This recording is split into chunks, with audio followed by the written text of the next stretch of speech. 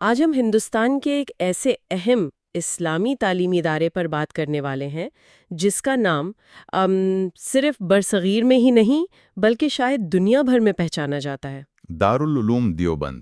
جی بالکل، یہ نام سنتے ہی ایک خاص علمی روایت، ایک مکتب فکر ذہن میں آتا ہے۔ اور یہ ادارہ ہے ہندوستان کی ریاست اتر پردیش میں، جی سہارنپور ضلع ہے، وہاں ایک قصبہ ہے دیوبند۔ جی قصبہ شاید اتنا بڑا نہ ہو، لیکن اس ادارے کی جو علمی روشنی ہے وہ واقعی دور دور تک پہنچی ہے۔ تو آج ہمارے پاس جو معلومات ہیں ان کی بنیاد پر ہم کوشش کریں گے کہ ذرا گہرائی میں جائیں، سمجھیں کہ اس کی تاریخ کیا ہے، یہ کیوں قائم ہوا، یہاں تعلیم کیسے دی جاتی ہے اور اس کے اثرات کیا رہے۔ بالکل، اور دیکھیں دارالعلوم دیوبند کی اہمیت صرف ایک مدرسے کی نہیں ہے، اسے اسلامی دنیا میں خاص طور پر جنوبی ایشیا میں تو ایک مرکزی حیثیت حاصل ہے۔ اچھا۔ اور یہ بنا بھی ایک ایسے وقت میں جب برصغیر میں بہت بڑی تبدیلیاں آ رہی تھیں، تو اس نے نہ صرف اسلامی علوم کو بچایا بلکہ ایک پوری فکری تحریک کو بھی جنم دیا۔